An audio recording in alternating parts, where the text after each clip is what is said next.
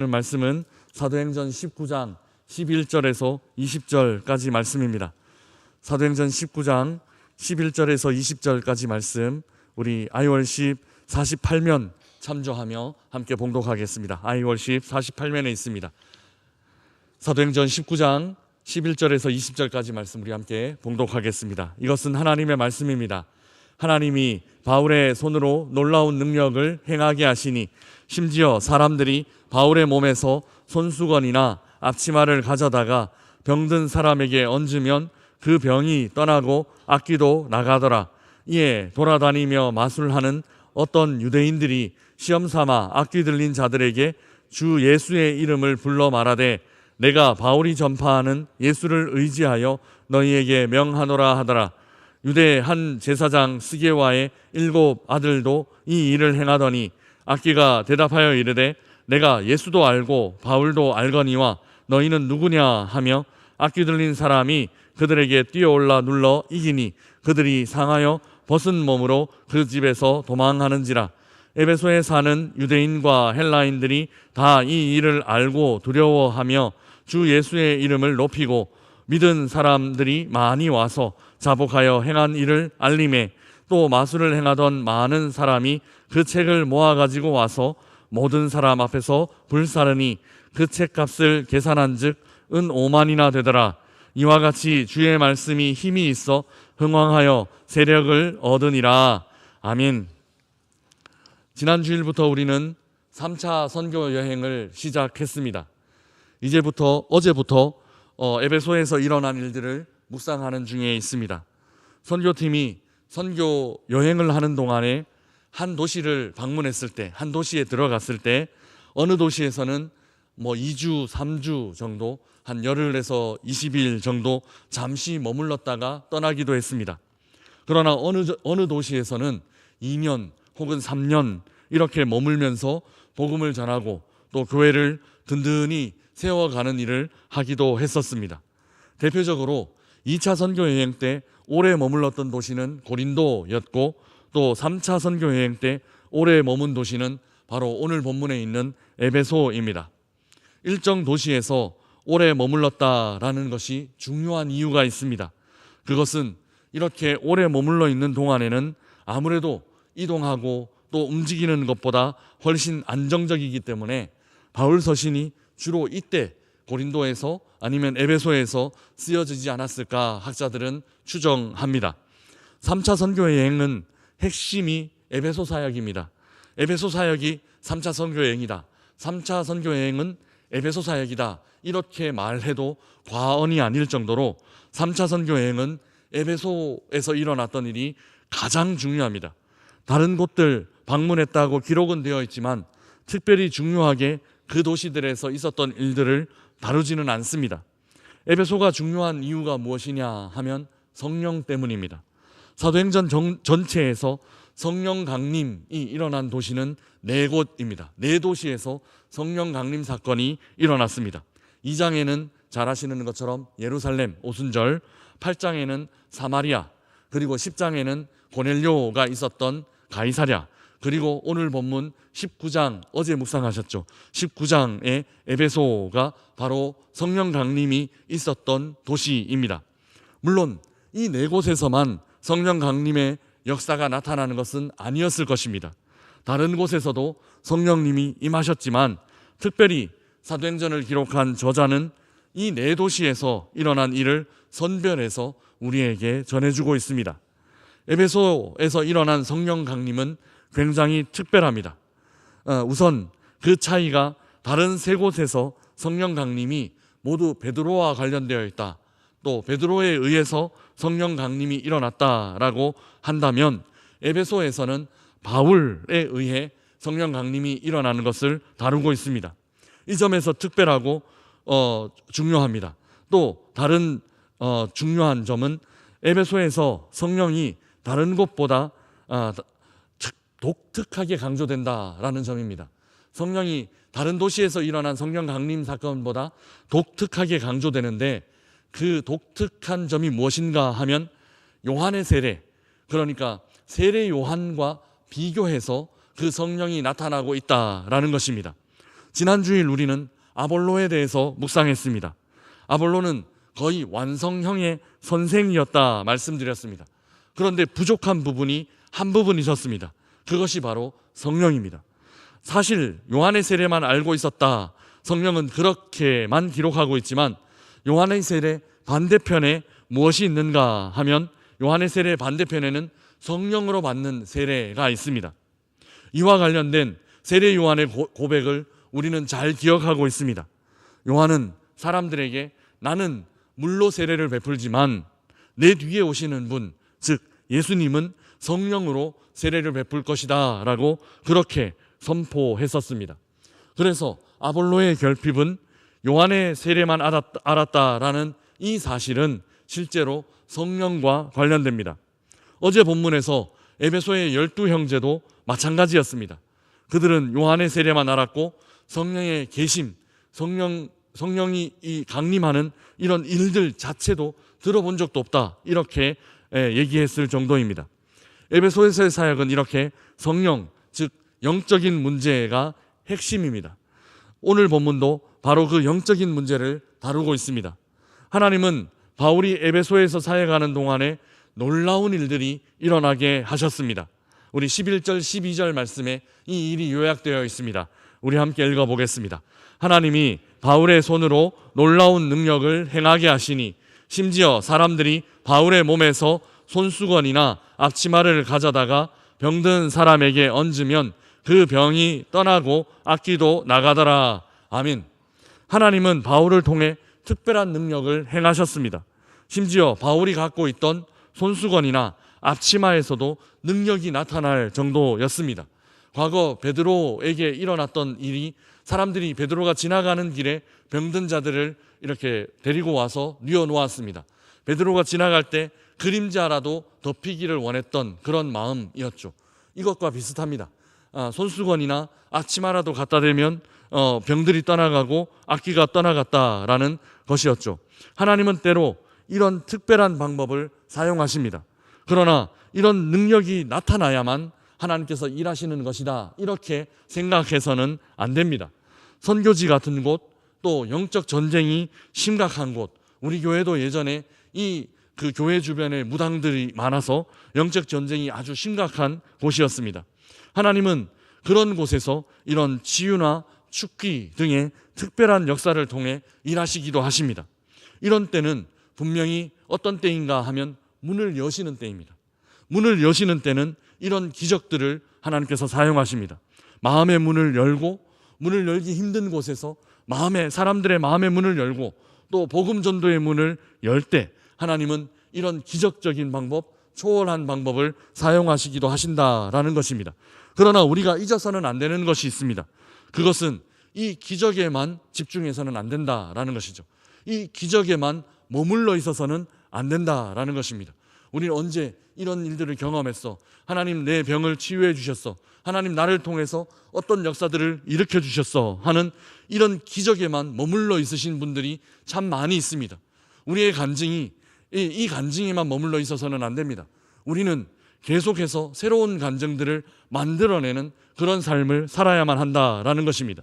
기적을 통해 문이 열린 후 그 다음은 하나님께서 어떻게 역사하시는가 하면 주로 합리적이고 상식적인 방법들을 통해서, 주로 말씀을 통해서 그렇게 하나님 역사하신다라는 것이죠.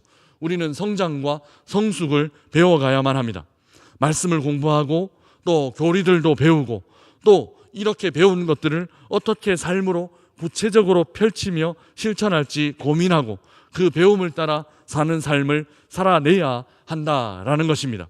하나님은 초자연적으로 역사하시는 분이시지만 대부분 굉장히 이성적으로 또 굉장히 합리적이고 상식적으로 역사하시는 분이시기 때문에 그렇습니다. 이를 오해했던 역사가 바로 오늘 본문 안에도 나타납니다. 오늘 본문 13절부터는 이상한 마술을 하는 유대인들이 등장합니다. 우리 13절 14절 말씀 우리 함께 읽어보겠습니다. 같이 읽겠습니다.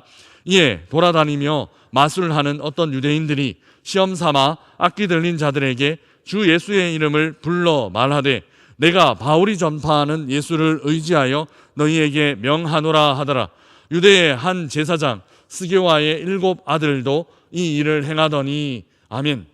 바울의 명성이 유명해지자 사람들은 바울의 이름을 빙자하여 영적인 일을 하려고 했었습니다. 바울이 전파하는 예수를 의지하여 너희에게 명하노라, 이렇게 뭔가 능력, 뭔가 기적을 행하려고 했다라는 것입니다. 어떻게 되었을까요? 귀신을 쫓아내기는커녕 오히려 귀신의 공격을 받게 되었습니다. 무엇이 문제였을까요? 악귀를 내쫓는 일, 악귀를 쫓아내는 일이 이런 일을 하려고 했던 것이 잘못된 마음에서 비롯된 것일까요? 바울이 전파하는 예수의 이름 자체가 잘못된 것일까요? 그렇지 않습니다. 이걸 오해하시면 안 됩니다. 이 일의 의도나 내용 자체는 선한 겁니다. 악한 귀신을 쫓아내려고 하는 일이 뭐가 잘못된 일입니까? 또 방법, 예수의 이름으로 하려고 했던 것, 이 방법도 틀리지 않았습니다. 그러면 무엇이 문제였을까요? 왜 하나님은 이들의 사역에 개입하지 않으신 걸까요? 오히려 반대로 이들이 악한 영들의 공격을 받게 하신 것일까요? 치유든 축기든 어떤 기적이든 사람들은 대부분 어디에만 집중하는가 하면 그 행위, 그 능력, 그 일, 그 이벤트 자체에만 집중하는 경향이 있습니다. 그러나 하나님의 관심은 다릅니다. 하나님은 이런 집중, 이런 몰입을 원치 않는다라는 것입니다.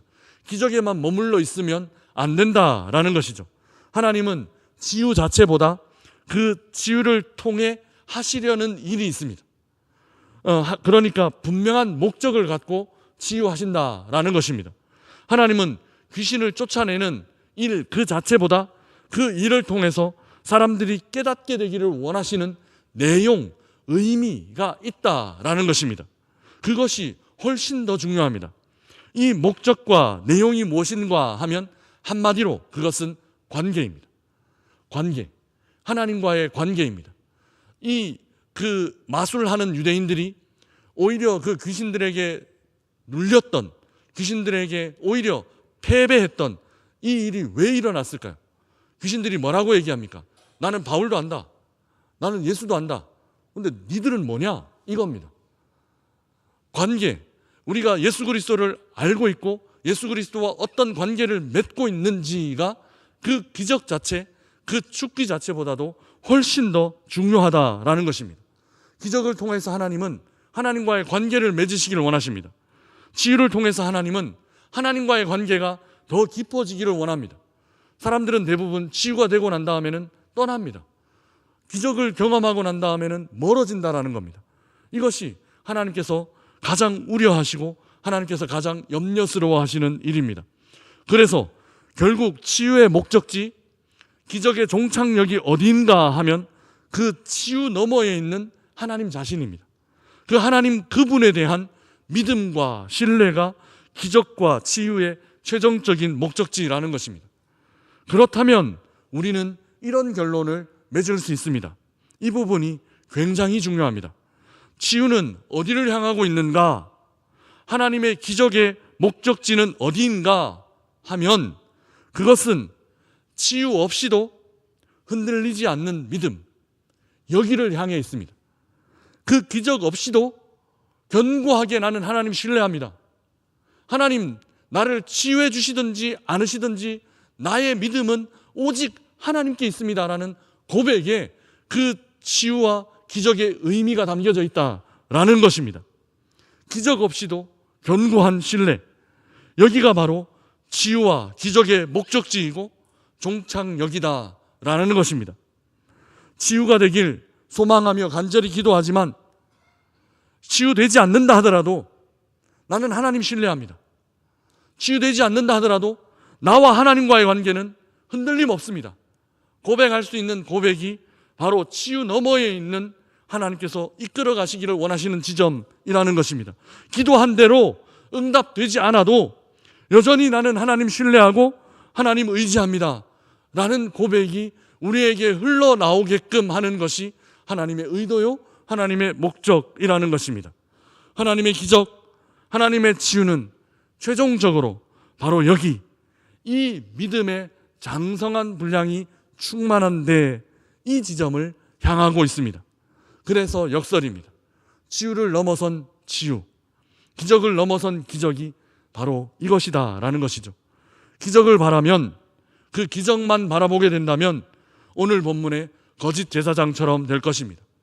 치유만 바라면 우리는 그 치유 안에 담겨져 있는 진짜 보물들은 놓쳐버리고 그저 선물 포장지, 그 껍데기, 그것만 갖고 기뻐하고 즐거워하고 그것 흔들고 있는 우리 자신을 보게 될 것입니다.